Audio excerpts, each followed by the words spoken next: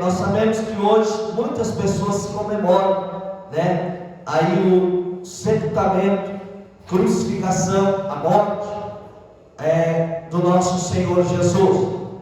E o profeta Isaías, aproximadamente de 400 anos antes de Cristo, já profetizaram sobre os que ele iria passar. Isaías diz que ele era desprezado, o mais indigno entre os homens, homem de dor, experimentado nos trabalhos, como um de quem os homens escondiam o rosto, era desprezado, não vimos ele em casa algum. Verdadeiramente ele tomou sobre si as nossas enfermidades, as nossas dores levou sobre si, e nós o reputávamos por aflitos, feridos de Deus e oprimido. Mas ele foi ferido por causa das nossas transgressões e por causa das nossas iniquidades ele foi moído. O castigo que nos traz a paz estava sobre ele, e pelas suas pisaduras nós somos sarados. Todos nós andávamos desgarrados como ovelha, cada um se desviava para o seu caminho, mas o Senhor fez cair sobre ele a iniquidade de todos nós. Ele foi oprimido e afligido, mas não abriu a sua boca. Como o cordeiro foi levado ao matador, e como a ovelha muda perante os seus tosqueadores, assim ele não abriu a sua boca. Da opressão do juiz ele foi tirado, e quem contará o tempo da sua vida? Porquanto ele foi cortado da terra do vivente, pela transgressão do meu povo ele foi atingido. E puseram a sua sepultura com os ímpios e com o rico na sua morte, ainda que ele nunca cometeu injustiça, e nunca houve em sua boca engano. Porém, a Deus, ao Senhor, agradou-o ele, fazendo-o enfermar. Quando a sua alma se puser por expiação do pecado, verá de sua descendência, prolongará os seus dias, e a boa vontade do Senhor prosperará na sua mão. Ele verá o fruto do seu trabalho, da sua alma, ficará satisfeito. Com seu conhecimento, o meu servo justo justificará muitos, porque as iniquidades deles levará sobre si. Por isso lhe darei a parte de muitos com os poderosos, repartirá nos despojos. Porquanto derramou a sua alma na morte, foi contado com os transgressores, mas ele levou sobre si o pecado de muitos e intercedeu pelos transgressores. Isaías está contando sobre as últimas horas do nosso Senhor Jesus, os últimos dias, os últimos momentos do nosso Senhor Jesus. E ele diz, irmãos, como nós lemos, que todo o sofrimento que Cristo passou foi por amor a nós. Todo o sofrimento ele ser ferido por causa das nossas transgressões, ele ser moído por causa das nossas iniquidades, tudo por amor a nós. A Bíblia diz que o castigo que hoje nos traz a paz estava sobre ele, e sobre as suas pisaduras nós somos sarados. Hoje, irmão, irmã, nós só temos paz, principalmente com Deus, por causa da expiação que Jesus fez por nós.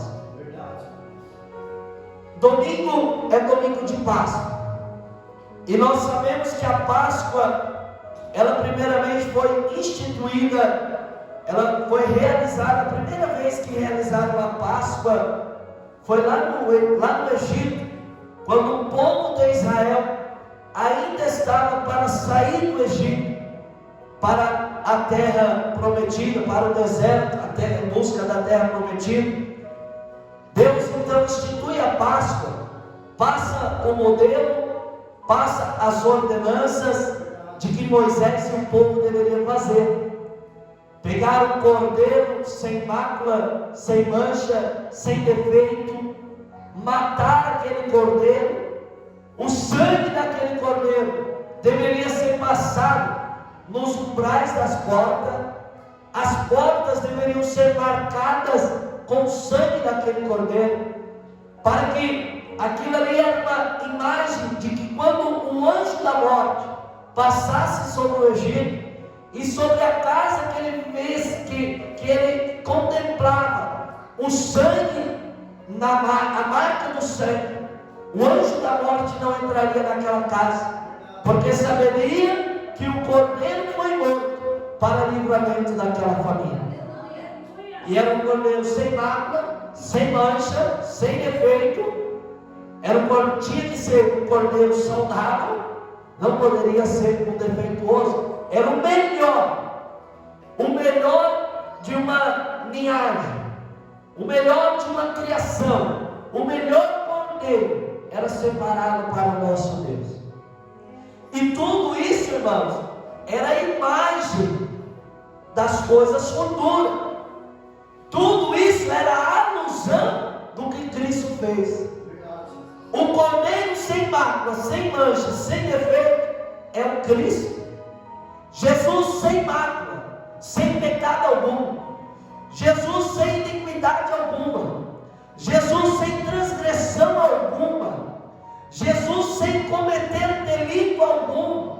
Jesus sem ter desonrado a ninguém. Sem sequer ter cometido um pecado. Ele foi preparado para este dia, aquele dia, de que ele fosse morto. E hoje todos aqueles que têm o sangue de Jesus são poupados, são guardados por Deus. Muitas das vezes não digo guardado de uma enfermidade, de um problema, não. Mas é o sangue de Jesus é quem nos dá livramento e também é quem nos dá garantia de que nós vamos herdar o reino do céu. Jesus é o nosso cordeiro. Jesus é a nossa terra prometida. Jesus é a nossa água que saíra da rocha no deserto. Jesus é o pão que desceu do céu. Não é o maná, porque o maná muitos comeram e morreram. Mas Jesus é o pão que desceu do céu. E ele diz que quem comer da sua carne nunca mais morrerá, porque passará da morte para a vida. Claro que também isso é uma figura. O homem enfrenta a morte física, mas não enfrentará a morte espiritual. Quem está com Jesus, ele não enfrenta a morte espiritual. E pode ser que também nunca enfrentará a morte física, se Jesus aparecer ainda nos seus dias de vida. Então, irmãos, tudo isso era alusão, era figura. Jesus era o cordeiro. E eu quero falar hoje a respeito da última semana de Jesus. No domingo que antecede a ressurreição, Jesus entra na cidade de Jerusalém. E é datado nos evangelhos como a entrada triunfal de Jesus. Mateus capítulo 21, do verso 1 ao verso 11. Marcos, do verso 11 ao verso 1 e ao 11. Lucas 19, 28 ao 44. João capítulo 12, verso 12 ao 19. Está registrado sobre a entrada triunfal de Jesus. O que aconteceu na entrada triunfal? O povo recebeu Jesus. O povo cantou, salmodiou, cantou salmos naquele dia. Os salmos 118, verso 26. A multidão cantou naquele dia, que era: bendito é aquele que vem em nome do Senhor. Hosana nas alturas. Hosana ao Rei dos Reis. Bendito é aquele que vem em nome do Senhor. O povo cantou, o povo aclamou Jesus. Eles despiam de sua roupa, eles tiravam as suas vestes, seus capuz, lançavam sobre o caminho. Pegavam ramos de palmeiras e lançavam sobre o caminho, como uma forma de reconhecer, um reconhecimento a Jesus, que era o Messias. Só que, irmãos, é muito importante nós também lembrar que a mesma multidão que aclamou Jesus na entrada triunfal, muitos desses também fizeram parte de quando disseram: a este crucificam, porque Ele não é o nosso rei, Ele não é o nosso Messias. Nós já aprendemos uma coisa: quando nós somos aclamados, nem sempre nós estamos sendo recebidos de mão grata as pessoas, porque os judeus não compreenderam qual era o propósito do Messias. Eles esperavam um Messias que trouxesse libertação terrena e não a espiritual. Eles esperavam que o Messias viria trazer a libertação terrena. O povo que dominava os judeus na época era Roma, então eles acreditavam que o Messias viria para dominar, criar um grande exército muito poderoso para batalhar contra os romanos e libertar eles daquela escravidão. Só que o que Jesus veio trazer foi, além da libertação terrena, libertação espiritual. Além de trazer um reino terreno, Jesus não queria isso. Ele veio proclamar o reino dos céus. Então eles não compreenderam, eles achavam que Jesus tinha que trazer algo ali, naquele momento. Só que Jesus estava pensando, estava trazendo coisa ainda maior.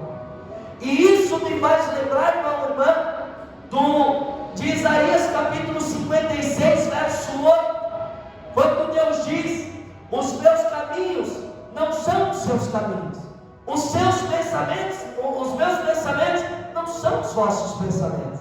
Assim como os céus são mais altos do que a terra, assim são os meus caminhos maiores do que os seus caminhos, e os meus pensamentos maiores do que os vossos pensamentos. Os meus caminhos são melhores do que os seus, os meus pensamentos são maiores do que os seus. O povo esperava algo terreno, só que Cristo estava trazendo algo ainda maior: reino espiritual e libertação espiritual. Muitos fariseus, muitos publicanos reconheceram Jesus, aceitaram a Jesus. Só que a maioria do sinédrio, da cúpula religiosa da época, foram quem matou o nosso Senhor Jesus.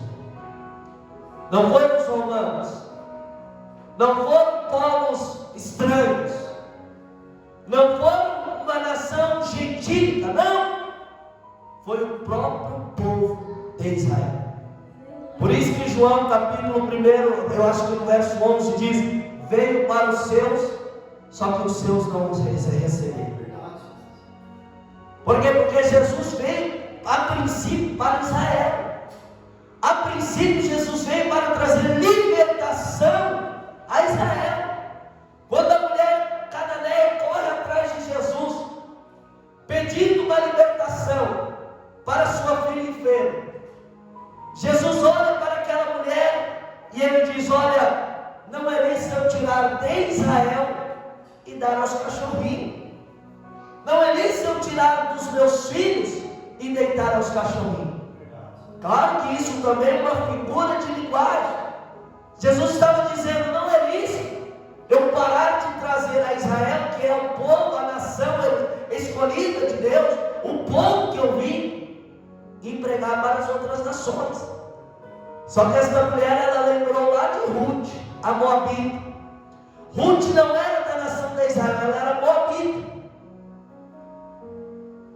E ela ia nas colheitas de trigo de Boaz. O povo de Israel, as mulheres colhiam os feixes de trigo, e quando elas iam após, ia caindo no caminho pedaços de trigo, e Ruth ia atrás delas colhendo as espigas que iam caindo pelo caminho. E a mulher lembrou disso, e ela disse: olha, Senhor, é verdade, mas os cachorros também comem das migalhas que caem na mesa do rico.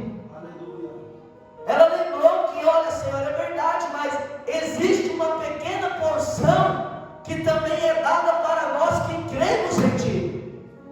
E eu creio que o Senhor é poderoso para libertar a minha filha. E Jesus a libertou, ela foi liberta daquele espírito imundo. Por isso, irmão, o intuito, a vontade, a princípio de Jesus trazer libertação espiritual. Pessoas que estavam oprimidas, pessoas que estavam levando fardos pesados, que a lei dava, os fariseus davam. Jesus diz em Mateus 23, Jesus diz aos fariseus, dizendo: vocês são hipócritas, porque vocês querem atar fardos pesados às pessoas, mas vocês mesmos nem sequer com o dedo de vocês querem carregar este fardo. Porque eles estavam colocando algo pesado sobre a humanidade, eles estavam colocando algo duro sobre o povo, e Jesus veio para trazer libertação a essas pessoas. E muitos foram curados, muitos foram libertos, muitos foram sarados por Jesus, porque creram nele. No domingo que antecede a Páscoa, Jesus entrou na cidade de Jerusalém, cumpriu a profecia de Zacarias 9, versículo 9, Salmo 118, verso 26 também, que é a frase Hosana, né? Bendito é aquele que vem em nome do Senhor, Hosana nas alturas. Jesus passa a noite na cidade de Betânia, como está escrito em Mateus 21, 17, Marcos 11, 11. Na segunda-feira, ainda no domingo, Jesus entra no templo, purifica o templo. Jesus entra no templo e vê que os cambistas e pessoas estão vendendo ali. Jesus estava vendo que algo ilícito estava acontecendo dentro do templo. O povo estava trazendo moedas estrangeiras para dentro do templo, coisas que jamais eram para estar ali aceitas. E aí as pessoas estavam ali vendendo, trocando e comprando. Jesus expulsou todo mundo e purificou o templo naquele dia. Aleluia. Na segunda-feira, Jesus, a caminho de Betânia, ele amaldiçoa a figueira. Na terça, Jesus ensina no templo e discute com os religiosos da época. Mateus 21, verso 23 ao 20. Mateus 21, 23 e Mateus 23 ao 39. Marcos 11, 27, Marcos 12, 44, Lucas 20, do versículo 1 ao 47. Também na segunda-feira, Jesus contempla a viúva que estava trazendo uma oferta minúscula aos olhos dos fariseus. Ricos, poderosos estavam deitando rios de dinheiro, estavam depositando uma grande porção de denários, de dinheiro naquele tempo. E aí Jesus está de longe, ele vê uma viúva que tira do seu bolso uma moeda e deposita, e Jesus olha para os discípulos e diz: olha, eu quero ver vocês me responder, quem é que deu mais aí? Quem mais ofertou nesse dia aqui no templo? Jesus diz: eu vou dizer, foi a viúva, porque todos estão deitando daquilo que lhe resta, mas a viúva está dando aquilo que ela tem. Isso está simbolizando provisão. A igreja, o povo que serve a Deus, que crê em Jesus, tem que crer na provisão de Deus. Você não pode dar do resto que você tem para Deus. Você tem que dar o que você tem para Deus. Mas irmão, o que eu tenho é 100 reais e é do dízimo. Mas eu não posso dar esses 100 reais, porque senão vai me faltar. Você não está com o pensamento igual da viúva. A viúva provavelmente olhou e disse: essas são as únicas moedas que eu tenho. Eu vou deitar no templo e vou ficar sem. Só que Jesus viu aquela cena e ele diz: quem mais deu foi a mulher. E quem mais dá para Deus, mais é recompensado por Deus. Quem mais oferta, quem mais ajuda, quem mais ajuda o reino de Deus a progredir, a crescer, é quem mais recebe da parte de Deus. Se você ora, jejua, evangeliza, entrega folheto, se você ajuda o necessitado, ainda que você tenha pouco, mas você ajuda o necessitado, Deus te recompensará. Na terça-feira, como eu disse, Jesus ensinou, viu a oferta da viúva. E na terça-feira também ele trouxe o sermão escatológico. Está em Mateus 24, Marcos 13 e do 1 ao 37, Lucas 21, do 5 ao 31. Jesus traz o sermão profético. Ele está saindo do templo em Mateus 24. Os discípulos admiram a beleza do templo, admiram com que maravilha, que espetáculo que era o templo, e era mesmo. Só que Jesus diz: olha, não se apegue a essas coisas, porque não vai ficar pedra sobre pedra que não há de ser derrubado. E aí os discípulos perguntam em particular no Monte das Oliveiras: mestre, nos diz quando serão essas coisas? Que sinais haverá na sua vida e no fim do mundo? E Jesus responde aos seus discípulos. Na quarta-feira teve um plano para matar Jesus, só que não foi sucedido. Jesus retorna para Betânia. Na ocasião, Jesus é ungido pela mulher com um vaso de alabastro, portando um unguento de grande valor. Está registrado em Mateus 26, versos 6 e 13. Está lá também em João 12, a mulher derramando sobre o vaso de alabastro um unguento de grande valor. Simão, que era o dono da casa, e Judas, o Iscariote, olharam e disseram: nossa, poderia ser vendido e dado as moedas aos pobres. Jesus, conhecendo o pensamento, eles não professaram palavra, eles pensaram.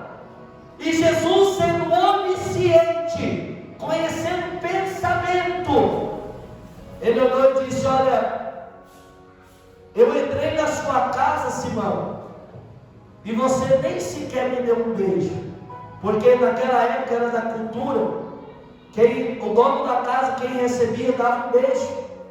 Os homens trocavam o ósculo santo, um beijo no rosto, sinal de respeito. Jesus entrou na casa deste Simão e ele nem sequer o beijou. Jesus disse: essa mulher, desde que ela entrou, não cessa de me beijar. Aleluia. E Judas, por ter pensado, até vender nada aos pobres, Jesus diz: olha, os pobres e os necessitados vocês sempre vão ter com vocês, só que eu não. E essa mulher veio aqui me preparar para o meu sepultamento. Logo, na quinta-feira, Jesus comemora a Páscoa e a Santa Ceia. Jesus pede para os discípulos, 2 discípulos: olha, vai à aldeia da frente, tem um jumentinho com uma jumenta, tem uma jumenta e um jumentinho, pega ele, traz para mim. O dono se perguntar: ei, você está roubando? Não, o Senhor está precisando deles. E aconteceu, o dono saiu: oh, vocês estão roubando minha jumenta e meu jumentinho. Eles falaram: não, o mestre precisa dele. Então eles deixou. Jesus usa aqueles 2 jumentinhos, aquela jumentinha,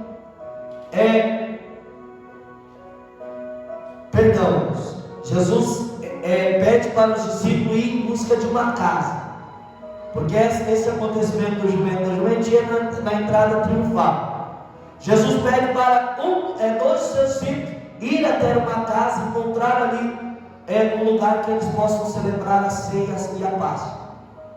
E eles celebram na quinta-feira. Na quinta-feira, Judas sai da mesa, come um bocado de pão molhado, sai da mesa e vai até os traidores.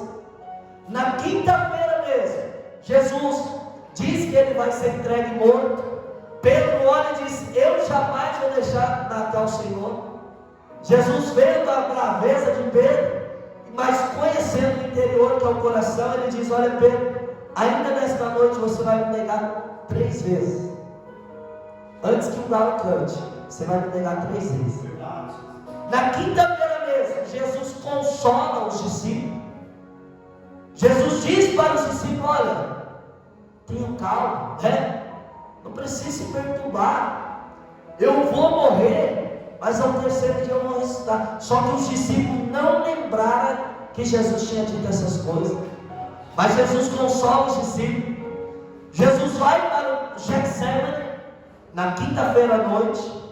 Jesus está reunido no Getsemane, dando umas instruções para os discípulos. Chama Pedro, Tiago e João para ir adiante, para que eles pudessem orar. Jesus está orando, Pedro, Tiago e João estão dormindo. Jesus volta, encontra-os dormindo, volta a orar, volta de novo, eles estão dormindo. Vai orar de novo e volta, eles ainda estão dormindo. Claro, irmãos, que provavelmente eles até tentaram orar com Jesus, mas por causa das altas horas, que já era da noite, o sono estava recaindo sobre eles.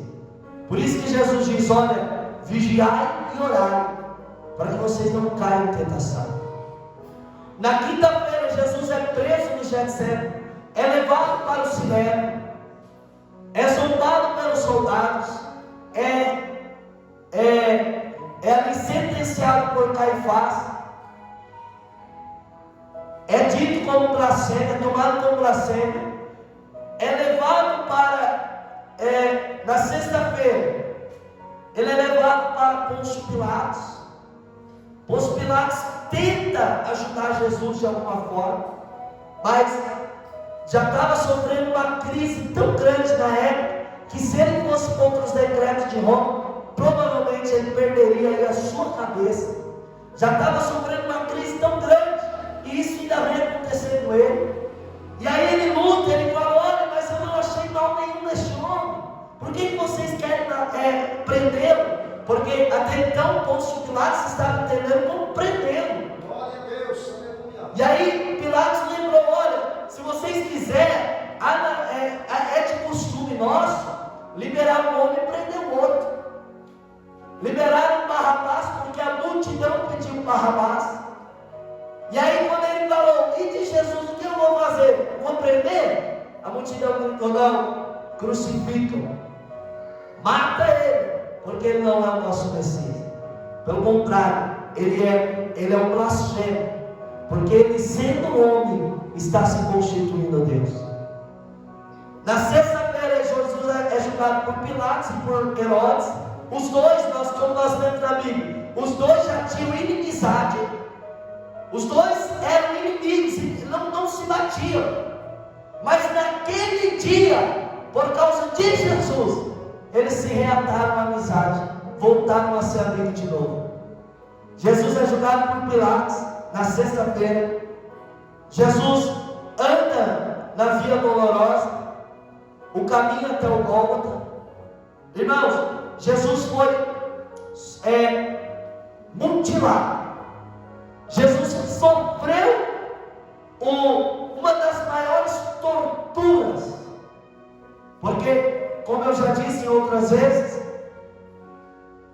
o açoite romano era feito de chicote, na ponta tinha umas bolas de metal que causavam hematomas no corpo, e junto também havia pedaços de ossos pontiagudos, que quando aqueles ossos, pedaços de ossos, como açoite, batia na carne daquela pessoa que estava sofrendo, arrancava pedaços da carne, literalmente pedaços da carne.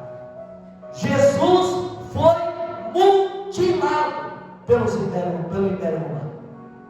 Muitos, para vocês terem ideia, muitos que sofriam o açoite romano, eles nem era necessário ir até a cruz, porque crucificação não foi só Jesus que passou, era ato comum do Império Romano crucificar os piores assassinos e rebeldes. Mas muitos nem era necessário chegar até esse ponto, porque eles já morriam ali mesmo no açoite.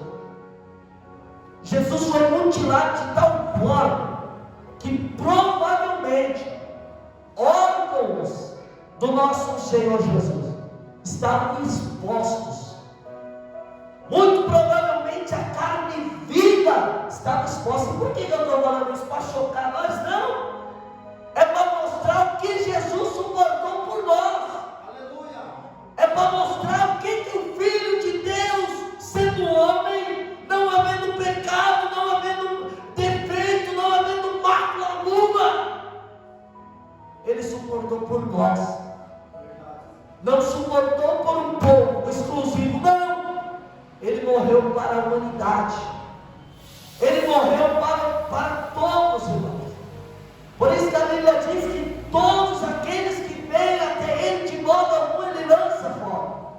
porque a expiação do pecado foi para o mundo.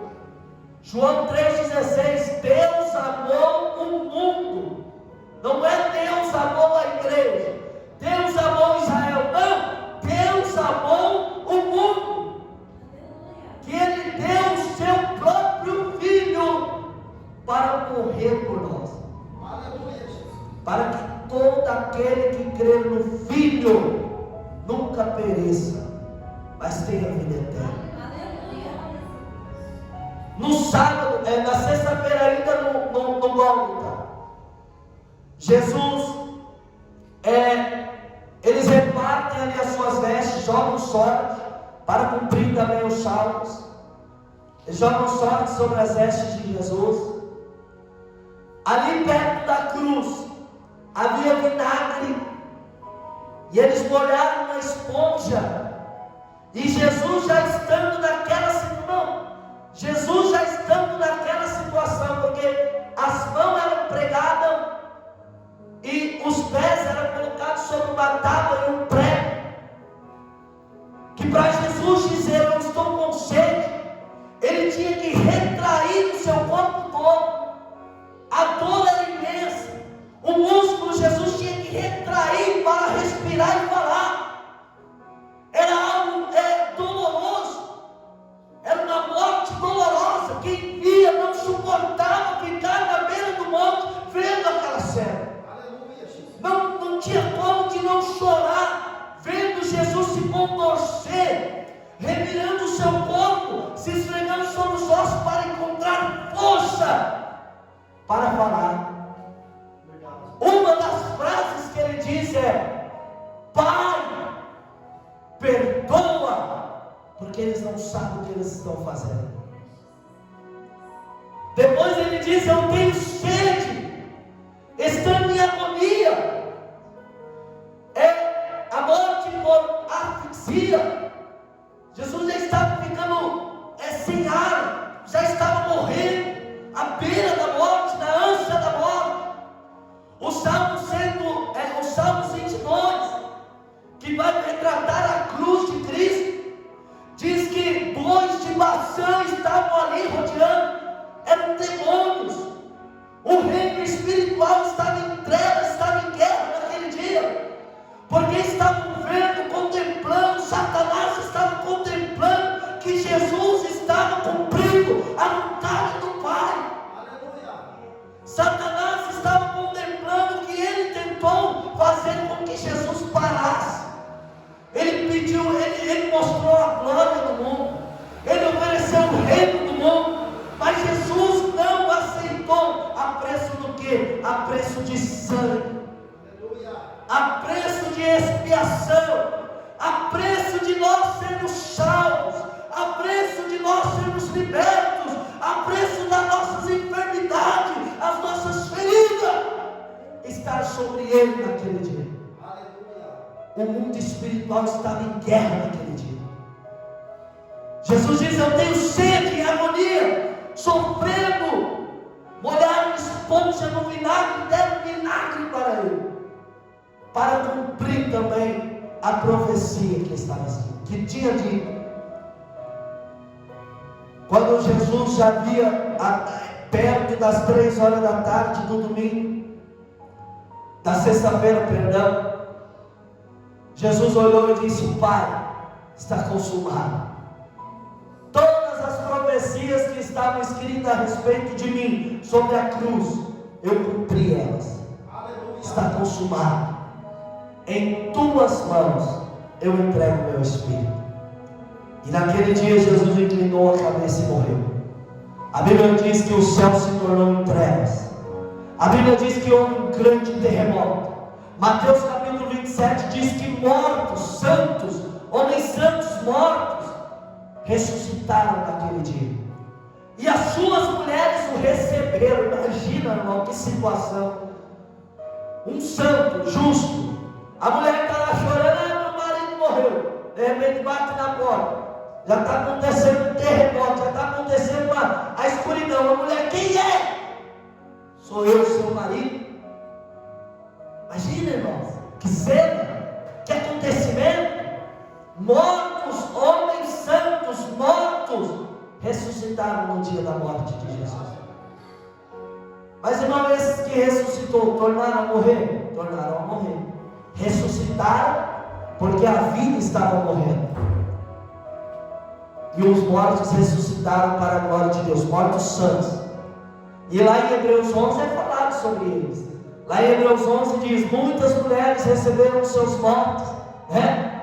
E eles não aceitando, olha só, irmãos, eles não aceitando uma vida boa. Por exemplo, eu ressuscitei, agora eu vou viver tranquilo. Não, pelo contrário, eles aceitaram o martírio também por Cristo, querendo alcançar uma ressurreição ainda maior. Que ressurreição é essa? A ressurreição dos santos, da igreja, do povo fiel a Deus, que acontecerá com também a chegada do nosso Senhor Jesus nas nuvens do céu. E a Bíblia diz lá em Apocalipse: bem-aventurados são os que têm parte na primeira ressurreição. Sobre eles não terá poder, ou não sofrerá o dano da segunda morte. Porque passaram, né, irmãos, para vir. No sábado, Jesus fica na sepultura. No domingo, Maria Madalena, junto com outras mulheres, vai ao sepulcro para ungí-lo. Chega lá, um anjo aparece para elas e diz: mulheres, por que vocês estão procurando entre os mortos aquele que está vivo? Ele não está mais aqui, ele ressuscitou, aleluia. Glória a Deus. Ide agora diante dos discípulos, pedem para ele ir para Galileia, porque ele vai encontrar eles lá. As mulheres ficaram surpresas, não acreditaram.